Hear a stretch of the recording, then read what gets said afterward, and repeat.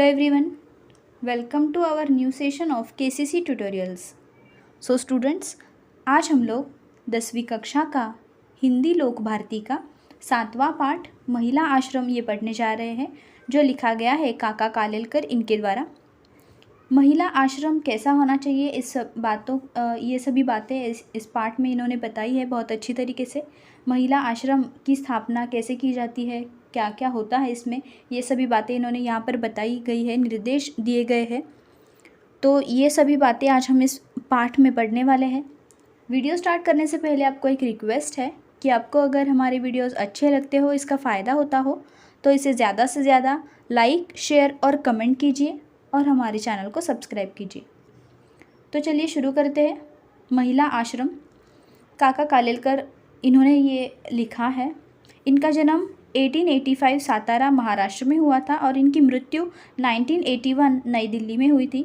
इनका परिचय जानते हैं, देखिए। काका कालेलकर के नाम से विख्यात दत्तात्रेय बालकृष्ण कालेलकर, इनका असली नाम क्या है? दत्तात्रेय बालकृष्ण कालेलकर, जिनको काका के नाम से पुकारा जाता है। इन्होंने हिंदी, गुजराती, मराठी और अंग्रेज़ी भाषा में समान रूप से लेखन कार्य किया है। इन चारों भाषाओं में इनका लेखन है, हिंदी, गुजराती, मराठी और अंग्रेज़ी। राष्ट्रभाषा के प्रचार को राष्ट्रीय कार्यक्रम मानने वाले काका कालेलकर उच्च कोटि के वैचारिक निबंधकार है। राष्ट्रभाषा का प्रचार करना, इसको ये राष्ट्रीय कार्यक्रम मानते हैं, मतलब इसका प्रचार करना ये अपना राष्ट्रीय कार्यक्रम है, ऐसा ये मानते हैं। और ऐसा मानने वाले ये वैचारिक निबंधकार है। विभिन्न विषयों की तर्कपूर्ण व्याख्या आपकी लेखन शैली के विशेष गुण है। इनकी प्रमुख कृतियाँ कौन सी है, देखिए। राष्ट्रीय शिक्षा के आदर्शों का विकास, जीवन संस्कृति की बुनियाद, नक्षत्रमाला, स्मरण यात्रा, धर्मोदय, ये आत्मचरित्र है धर्मोदय इत्यादि इनके लेखन कार्य प्रसिद्ध है। इस पाठ में हमें क्या पढ़ना है, देखिए। प्रस्तुत पत्र में कालेलकर जी ने महिला आश्रम की स्थापना, उसकी व्यवस्था, वातावरण, नियम आदि के बारे में विस्तृत निर्देश दिए हैं इस पत्र में इन्होंने। इस पत्र द्वारा महिला संबंधी आपके विचार, प्रकृति, प्रेम, सामाजिक लगाव का पता चलता है। तो चलिए देखते हैं ये पत्र में क्या लिखते हैं। काका कालेलकर जी लिख रहे हैं, प्रिय सरोज, जिस आश्रम की कल्पना की है उसके बारे में कुछ ज़्यादा लिखूं तो बहन को सोचने में मदद होगी। आश्रम यानी होम, घर, उसकी व्यवस्था में या संचालन में किसी पुरुष का संबंध ना हो।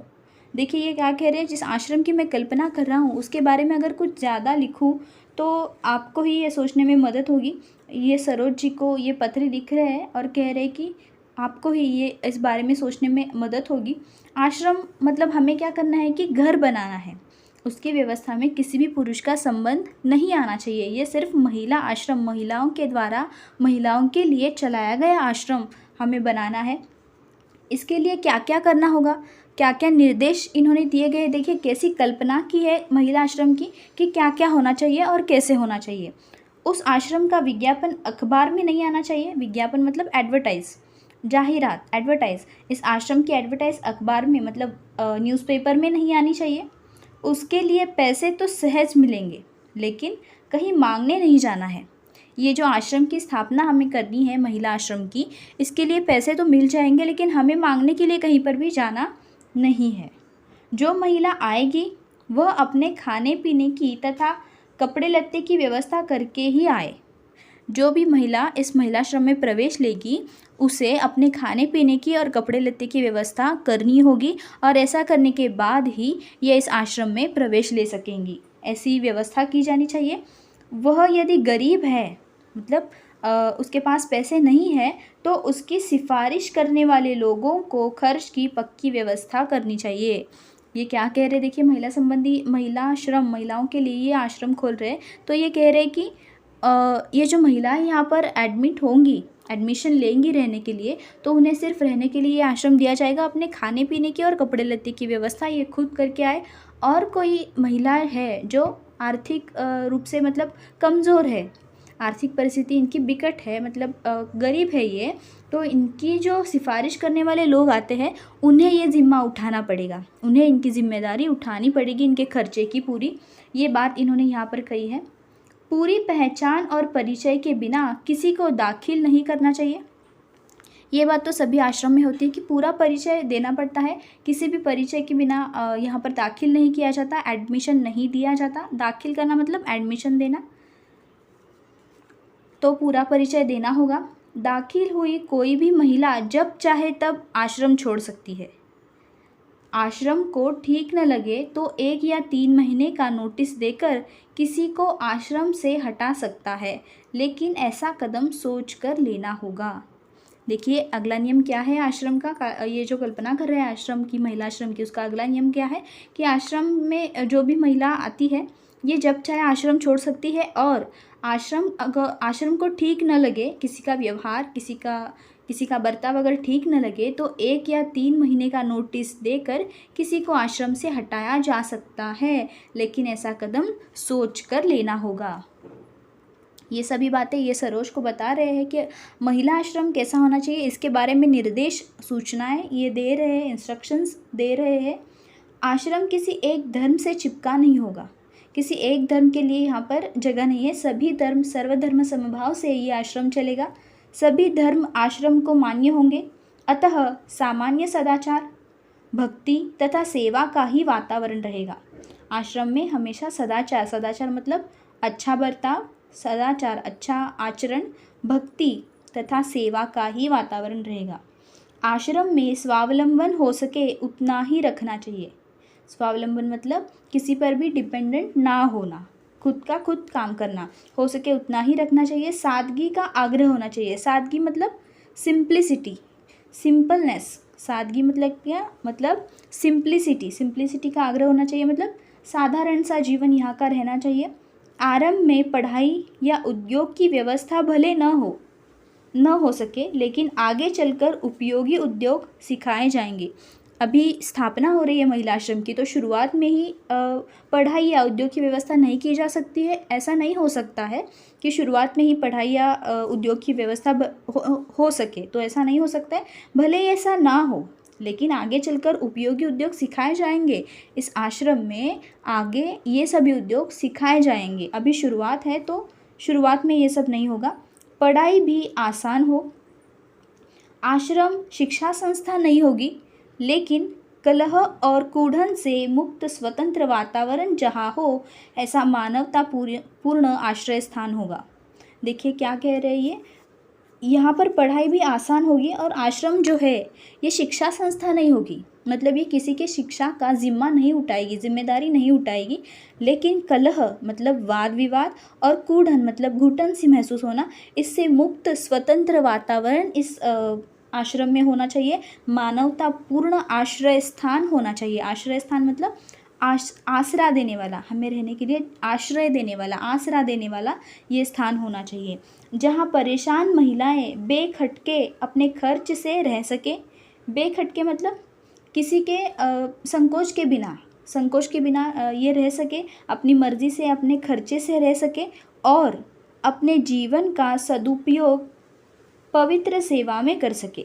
अपने जीवन का सदुपयोग पवित्र सेवा में कर सके, ऐसा वातावरण यहाँ पर होना चाहिए।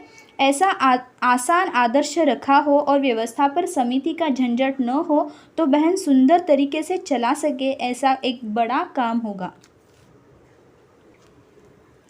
तो हमें ऐसा ये बनाना है आश्रम कि ये एक आदर्श रखा हो, ऐसा आसान आदर्श रखा हो, और इस व्यवस्था पर समिति का झंझट ना हो, मतलब झंझट मतलब कुछ टेंशन परेशानी ना हो, तो बड़े अच्छे तरीके से ये काम हो सकता है, ये आश्रम चलाया जा सकता है। उनके ऊपर ऐसा बोझ नहीं आएगा जिससे कि उन्हें परेशानी हो। आश्रम में जो भी रहने वाले लोग हैं, जो भी चलाने वाले लोग हैं, उन पर बोझ नहीं आना चाहिए, उन्हें परेशानी नहीं होनी चाहिए। संस्था चलाने का भार तो आने वाली बहनें ही उठा सकेंगी।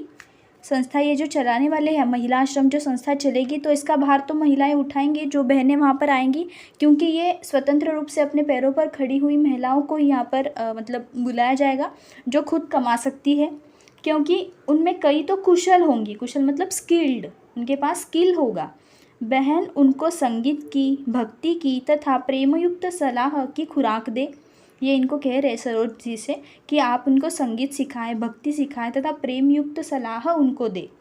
आगे चलकर संस्था की ज़मीन पर छोटे छोटे मकान बनाए जाएंगे। मकान मतलब घर बनाए जाएंगे, रूम्स बनाए जाएंगे और उसमें संस्था के नियम के अधीन रहकर आने वाली महिलाएं 2-2, 4-4 का परिवार चलाएंगी। बाद में क्या होगा इस महिला आश्रम का, देखिए यहाँ पर इन्होंने बताया गया है कि इस संस्था के नियम के अधीन रहकर यहाँ पर मकान बनाए जाएंगे और नियमों के तहत ही महिलाएं जो है वो 2-2, 4-4 के परिवार यहाँ पर चलाएंगी। ऐसी संस्थाएं मैंने देखी है, इसीलिए जो बिल्कुल संभव है बहुत ही उपयोगी है। ये जो काम हम कर रहे हैं ये संभव भी है, मतलब पॉसिबल भी है। संभव मतलब पॉसिबल भी है और ये उपयोगी भी है। ऐसा ही काम मैंने सूचित किया है। इतने वर्ष के बहन के परिचय के बाद उनकी शक्ति, कुशलता और उनकी मर्यादा का ख्याल मुझे है।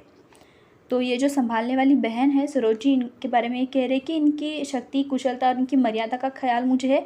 प्रत्यक्ष कोई हिस्सा लिए बिना मेरी सलाह और सहारा तो रहेगा ही, मतलब मैं तो सहारा और सलाह दूंगा। आगे जाकर बहन को लगेगा कि उनको तो मात्र निमित्त मात्र होना था। निमित्त मात्र मतलब सिर्फ नॉमिनल। निमित्त मात्र क्या, सिर्फ नॉमिनल होना था। संस्था अपने आप चलेगी, सिर्फ आपको देखना है, ऑब्जर्वेशन करना है, संस्था तो अपने आप चलेगी। ऐसा ये कह रहे हैं यहाँ पर महिला आश्रम जो इनकी कल्पना है ये बता रहे हैं कि कैसा होना चाहिए। हमें महिला आश्रम की स्थापना करनी है और इसके लिए क्या क्या निर्देश, क्या क्या सूचना, इंस्ट्रक्शंस होती है ये बता रहे हैं। समाज में ऐसी संस्था की अत्यंत आवश्यकता है क्योंकि कई ऐसी महिलाएं होती है जो स्वतंत्र रूप से रहना चाहती है, कुछ बनना चाहती है, अपने पैरों पर खड़े होना चाहती है। तो समाज में ऐसे महिला आश्रम की बहुत आवश्यकता होती है। उस आवश्यकता में से ही उसका जन्म होगा। मुझे इतना विश्वास न होता तो बहन के लिए ऐसा कुछ मैं सूचित ही न करता। ये क्या कह रहे कि इन सभी महिलाओं के लिए मैं ये सूचित ही नहीं करता अगर मुझे इतना विश्वास न होता कि ये हो सकता है। ऐसी आवश्यकता समाज में है, ये विश्वास मुझे है, इसी के कारण मैं महिलाओं के लिए कुछ करना चाहता हूँ। तो तुम दोनों इस सूचना का प्रार्थनापूर्वक विचार करना, लेकिन जल्दी में कुछ तय न करके यथा समय मुझे उत्तर देना। यथा समय मतलब जैसे समय मिले ऐसे शांति से बैठकर सोचते हुए मुझे उत्तर देना। जल्दी में कुछ तय न करना। तय न करना मतलब डिसाइड न करना। बहन यदि हाँ कहे तो अभी से आगे का विचार करने लगूँगा। यहाँ सर्दी अच्छी है। तो यहाँ पर इन्होंने ये खत जो है मतलब आश्रम के बारे में जो बातें थी ये ख़त्म कर दी। अभी यहाँ के वातावरण, वहाँ के वातावरण के बारे में ये बता रहे हैं। देखिए कैसा है। यहाँ सर्दी अच्छी है। फूलों में गुलदाउदी, क्रिजेंथेमम फूल बहार में है। फूल बहार में है मतलब ये फूल उगे हुए हैं, मतलब फूले हुए हैं। उसकी कलियाँ महीनों तक खुलती ही नहीं, मानो भारी रहस्य की बात पेट में भर दी हो और होठों को सीकर बैठ गई हो। इसकी जो बर्ड्स होते हैं, मतलब गुलदाउदी और क्रिजेंथेमम के जो कलियां होती है ये जल्दी से खुलती नहीं। तो इसको ये क्या कह रहे हैं, ऐसा मानो जैसे रहस्य की बात पेट में भर दी हो इनके और इन्होंने होठों को सीक कर रखा हो, ऐसे ये दिखती है। जब खिलती है तब भी एक एक पंखुड़ी करके खिलती है। पंखुड़ी मतलब इसके जो पेटल्स होते हैं, फूलों के जो पेटल्स होते हैं एक एक पंखुड़ी करके खिलती है। वे टिकते हैं बहुत मतलब बहुत दिनों तक ये ताज़ा तरोताज़ा रहते हैं। गुलाब भी खिलने लगे हैं। कॉस्मोस के दिन गए, उन्होंने बहुत आनंद दिया। ये फूल भी बहुत अच्छे होते हैं। जीनिया का एक पौधा रास्ते के किनारे पर था, जो आए उसकी कली तोड़े। मतलब रास्ते पर ये जो पेड़ था जीनिया का, लोग क्या करते थे, रास्ते पर है तो इसकी कलियाँ तोड़ते थे। तो ये कह रहे कि जो ये रास्ते पर था, किनारे पर था, तो जो आए इसकी कलियाँ तोड़ता था। फिर मैंने इस बड़े पौधे को वहाँ से निकालकर अपने सिरहाने के पास लगा दिया। इन्होंने अपने घर के पास ये पेड़ लगा दिया जो रास्ते पर था। फिर इससे इतने सुंदर फूल दिए। इसकी आँखें मानो उत्कटता से बोलती हो, जैसे कह रही थी, ऐसी लगती थी, मतलब कुछ बोल रही है, बातें कर रही है, ऐसी इसकी आँखें। मतलब ये फूल दिखता था। 2-1 महीने फूल देकर अंत में वह सूख गया। ये जो पेड़ था ये बाद में सूख गया। परसों ही मैंने उसे बिदा दी। बिदा दी मतलब ये फूल पेड़ जो था वो निकलवा दिया। तो ये पत्र लिखा था काका ने सरोज जी को। काका का दोनों को सप्रेम सुभाषिष। गुरुवार 21 दिसंबर 1944। आगे ये लिखते देखिए, प्रिय सरोज, तुम्हारा 16 से 18 तक का लिखा हुआ पत्र आज अभी मिला। इस महीने में मैंने इन तारीखों को पत्र लिखे हैं, तारीख 1, 9 और 15, और चौथा आज लिख रहा हूँ। ये कह रहे कि मैंने इन तारीखों को पत्र लिखे हैं और चौथा जो पत्र है मैं आज लिख रहा हूँ। तुम्हारे 16 से 18 तक के ख़त मुझे मिले। अब तुमको हर सप्ताह मैं लिखूँगा ही। तुम्हारी तबीयत कमज़ोर है, तब तक चिरंजीव रेहाना मुझे पत्र लिखेगी तो चलेगा।